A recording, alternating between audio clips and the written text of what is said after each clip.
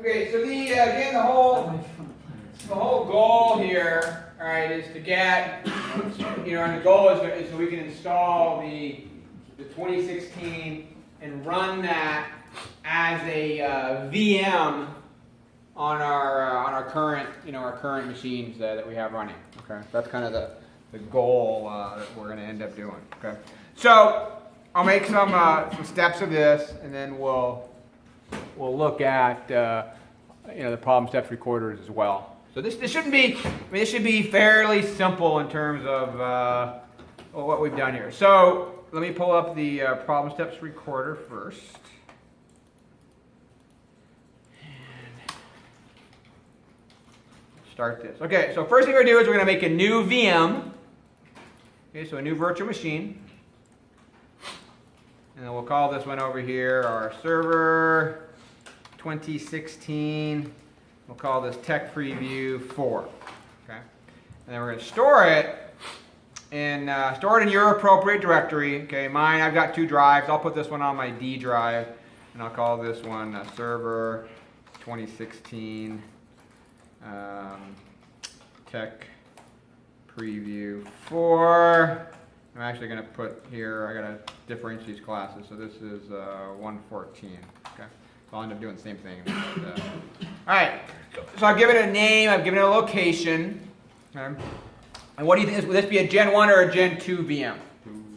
Yeah, it's be a Gen 2. This would be a generation 2. Right? This is later. So like Windows 10 or higher. So it's going to support the Gen 2 functionality. Okay. And then next. And then so we'll give it some RAM. Sure, we give it like 4 gigs, 4096. We'll give it 4 gigs of RAM. And next. We're going to connect to our internal with ICS. Okay. And then the default's fine, so it's going to, give it a name. The only thing I like to do is I don't like to have spaces in my hard drive name, so I'm going to just get rid of these spaces. And in general, yeah, spaces are sometimes not the greatest they do. So right here, this also gave it spaces in the location. It's dumping that. So let me just go back. I want to see why it's doing that. So that's the location I gave it. So I want to store it there. Yeah, it's taking the name out of here, but that's fine. So I'll just change that. So because it's dumping it in here, so I'm just going to take the spaces out of here as well. Although here it doesn't really matter. That's fine. All right. So it's just creating its own little directory. So we'll leave it as the default. Okay, at 127 gigabyte dynamically expanding hard drive. Okay, and next. And then we're going to install the operating system now. Okay, so we need to browse to the ISO. Right, and that one was in my, this particular one's in my C download, and this was Tech Preview 4. Okay, so we'll select that and then finish. Okay, like everything else, we can make this thing a little bit faster. I can add more processors to this. Okay, so I can go there and find this guy and look at my settings. And I can basically add and maybe make this 4 processors. Okay, it's going to be it'll be a little bit faster in terms of 4 processors. And then we'll go ahead and start it up. Okay. So we'll start it up. So I might have to press a key to get it to boot. Okay, or I might just boot straight in there. So here we've got to press a key to get it to actually boot from the DVD, okay, or our media. Okay, I could bring this in full screen now if I wanted to, and just put it in full. And so we've got our Windows Server 2016 Technical Preview 4. Okay, make sure your keyboard is the US versus the UK. And then we'll go and install. Okay, so this is basically the same install as our 2012 R2 that we've been doing. It's very, very similar. I don't think it's drastically different than the install you guys have been using before. And even the interface is still, for the basic interface, it's very similar as well. I mean, the thing to get good at is it's tough to learn, for instance, 2016 from scratch, not knowing about anything that's on there. Okay? And then there's the Windows Technical Preview, and they call this Desktop Experience. Which one do we want? Desktop Experience. Yeah, so we want the Desktop Experience. Okay, and I don't know why they put that in there. So this option is useful when a GUI is required. Okay, and if you go to Technical Preview, it's telling you This option recommended reduces management. Okay, it does not include a GUI. Okay, so the desktop experience gives you a GUI that you guys are familiar with. Okay, so we want to make sure we do the desktop experience. Okay, and my gut feeling is, I don't know why they don't make this a default, because I'll bet you if you go back and view these, I'll bet you 90% of these things are desktop experience. I just doubt these are all programmers. Okay, even highly skilled admins that have been in the industry for 10, 15 years. We don't install the server core on our regular machines, okay? You just don't. If you're real good at PowerShell and you're a real good command line, sure. But otherwise, they tend not to do that stuff. We want to have a GUI interface to play around with. And next, and then we could do a custom install. So it'll find our hard drive. That's fine. Next, and we'll just so far it's pretty much the only thing that's really different was, that desktop experience versus server core versus Windows with the desktop experience. And my gut feeling is that's been going back and forth between some of these tech preview builds that have been out there. So I don't know what the final release, if they're going to call it server core and desktop experience, will end up. We'll see what they do. So and this will take about 10-15 minutes to fully install. But we'll give that a go. I'm going to pause this for a second. Let's finish this install. So this interface is a little bit just like a Windows 10 interface. So let's finish this, guys. We'll type our same password we've been using.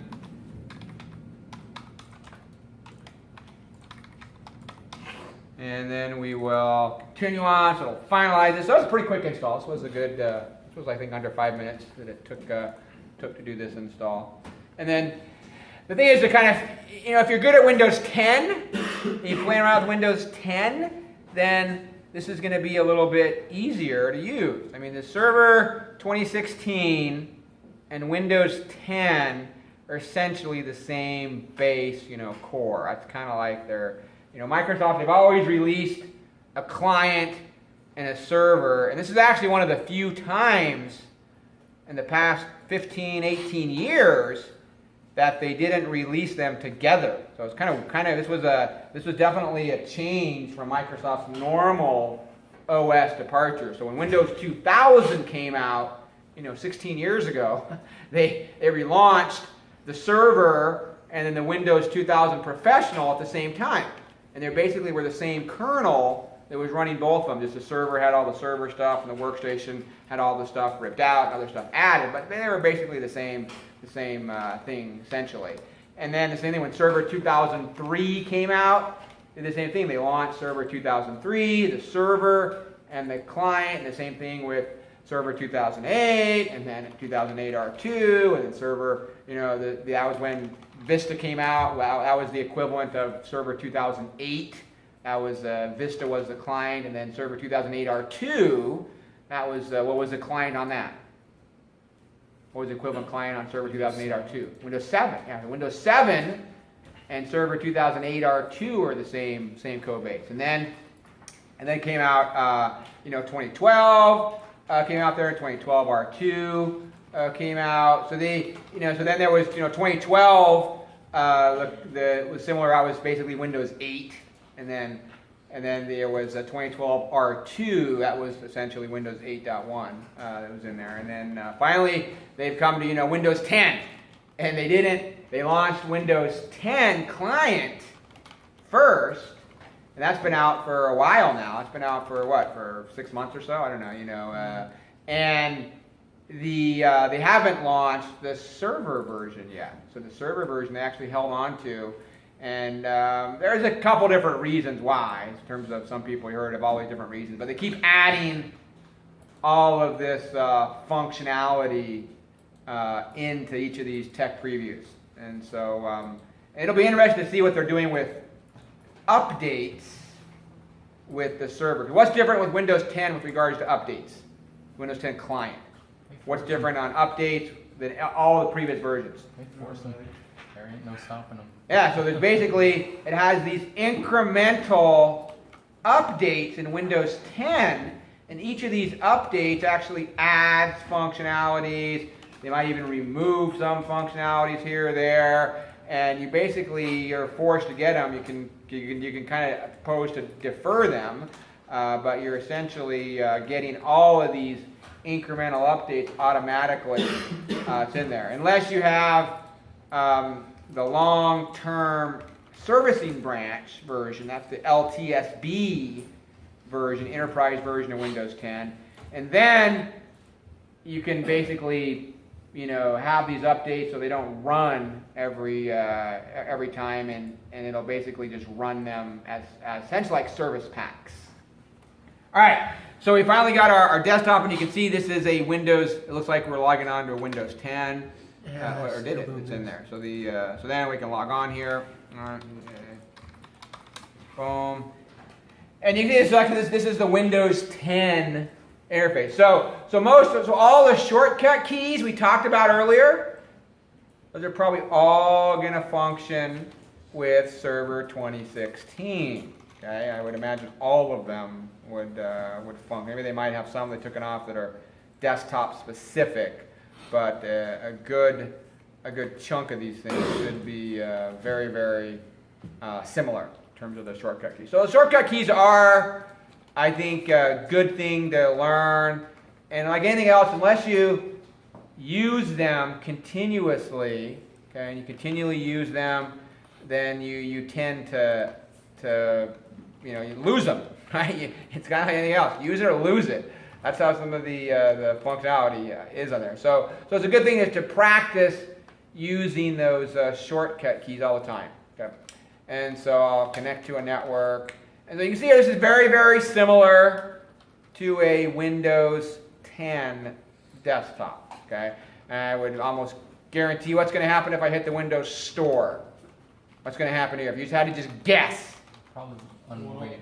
What? I'm probably going to get some big warning about the local administrator is not allowed to run the Windows Store app, right? And that's what I would expect. And it's always good to, stuff that you expect to do, and you click on it, and what do you get? Are you getting what you're expecting? And then, if you're getting exactly what you're expecting, and you don't even know, that means you end up, you kind of know what this operating system is running here. So there's Server Manager. So that's great. So Server Manager is very, very familiar. All right, you guys, we've been using this all the last 3 months here, so you guys shouldn't have any problem with regards to using Server Manager on here. Okay, we'll see if the Windows Store opens up here, but I'd imagine I'm going to get some error if I open up the store. Same thing with the browser. So if we open up the browser, same thing. Okay, the Edge browser can't be opened using the built-in administrator account. Okay, that's the same thing I'm expecting when I open up the Windows Store. I might not even open it, is that I'm going to get an error message there as well. So let me finish, stop this recording. So this was let me stop this, guys. This was the Server 2016 Tech Preview 4. Okay, save this, and we are in Labs 114, and we are in, what are we in? Lab, we got a lot of labs in here, man. We are on our 18th, is that right? 018 lab underscore 11 23 26 2015. Okay. And then this is our one Server 2016 Tech Preview 4 install. Okay. All right, so if we dive over to this VM, we can see here from hitting the Windows, basically looks just like right now a Windows 10 desktop. Okay, very, very similar to basically the same exact functionality, right? So it's good to, if you end up, getting really good at Windows 10 and learning the GUI interface, learn everything, you're going to be pretty good at this, okay? So if you go to Server Manager, just for the heck of it, we'll see if they really added. So there is a feature called Desktop Experience. So I'm just curious if they added it in this version. So if we go to our roles, and here's where you end up seeing, okay, what's new in these versions, okay, is from the actual looking at the roles and features. Okay, so if we were to compare this roles and features and what's different in this install of Server 2016 and what's in 2012 R2. Okay, so there's this Federation Services. I think Federation Services were in there, but this actually got revamped as well. DHCP, DNS, those are in there. This is new. What's this Host Guardian Service? Okay, this is new to 2016. Okay, it's in there. Multi-point services. Okay, I don't think multi-point was built into 2012. Okay, and some of the stuff you could go there and you could compare and contrast some of the stuff. Network controller. Okay, I don't think there's a network controller in 2012 R2. Okay, there is network policy and access services. That existed on there. Print and document services existed in there. There's remote access, remote desktop services. It's in there. That was in there. So we've got volume active. That was in there. So they've added some. Some stuff is new, and then there's some stuff they're not even. It's probably have to use PowerShell to activate it. These guys, so WDS was in here, IIS was in here. So you're seeing some of the roles. And now if we go look at the features, okay. So this is new here, Canary Network Diagnostics. Okay, that's new in there. There's a .NET Framework 4.6. Okay, that's new. I believe in there 4.5 that came with it. So the whole thing is kind of seeing what stuff is in here that is new, and what stuff is existed in the other one on here. Okay, I'm just kind of scanning through this a little bit, seeing what's new. So the feature that I wanted, just going back to this, was the desktop. So I want to see if they have the desktop feature, and that was, let me see, remote server administration. Let me see what that was in there. It was server feature. There should be somewhere. There's a desktop experience on there. It's in the features, and I'm seeing if they moved it around in here. And containers. So containers is new. That's actually so there's a feature for containers. So that's actually a brand new functionality. But the one I was looking for, I'm just curious if they've added that. I don't see it in here. So it might just be in by default. So if it's going to be Windows Defender, that's interesting. That's on the server. So I'm kind of surprised they add that in a default server install. But interesting. So it's always good to kind of know what gets installed by default. Okay, on just a plain default kind of vanilla install, and what stuff doesn't. And anyway, so the whole thing, when you guys are playing around with this, you guys should be motivated to come in there and play around with this thing, see what stuff is in there. This is new, storage replica. That's a new feature. So some of the stuff is, they've added a bunch of new features that are in the features section. So and this is stuff that you want to end up playing around with, or figuring out what is a storage replica. What does that do? What does that allow you to do? That's in there. What is this container? What does that allow you to do? What is this Host Guardian Hyper-V support? Okay, so they've added all kinds of little stuff on there. Anyway, so this is kind of looking at the roles and the features. Okay. And then it's the same install, right? Same functionality. So we're going to do the exact same thing we did before. We can see here if we configure the server. This interface is the same. So we've got a name. We've gotten this part's the same. We've gotten the enhanced security. Okay. Question, Dan? Comment? I think server 2016 automatically installs desktop experience.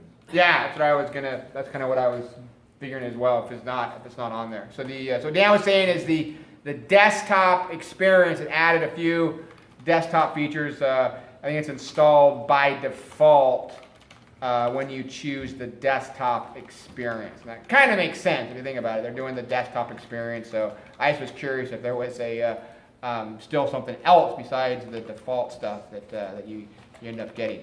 So what we're going to want to do now is give it a computer name.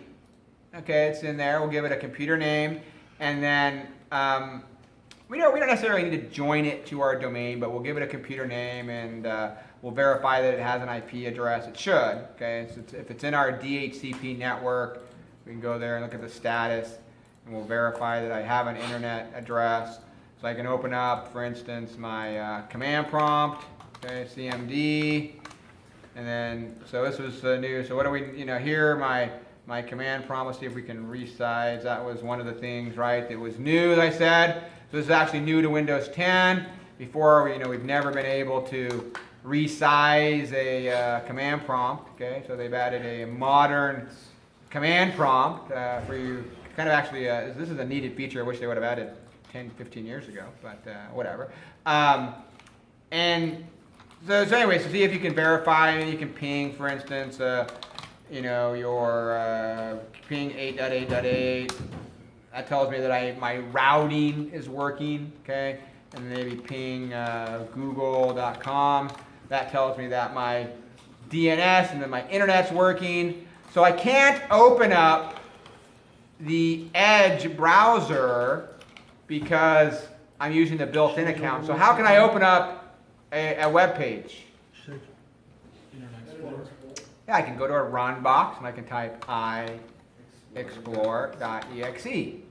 Okay? iexplore.exe will open up Internet Explorer. Okay?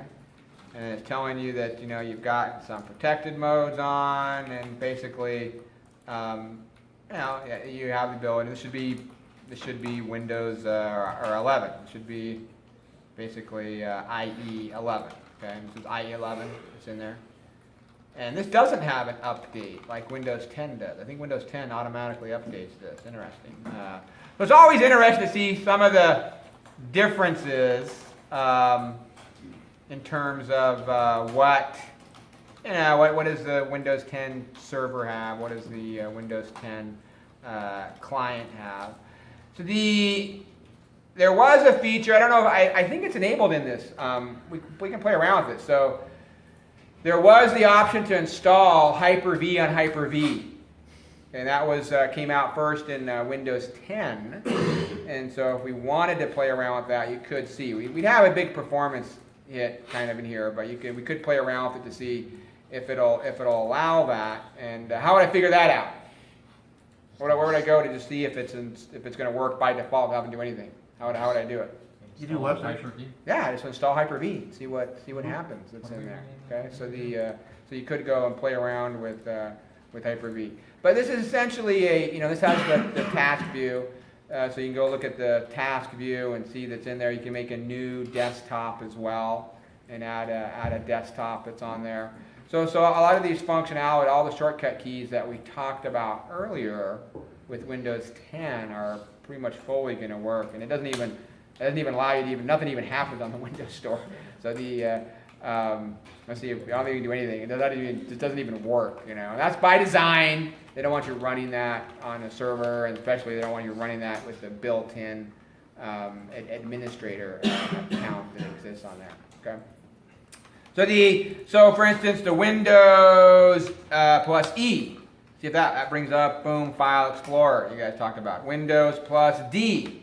That basically brings everything that's in my desktop. So if we open up a couple apps, let's just open up Notepad.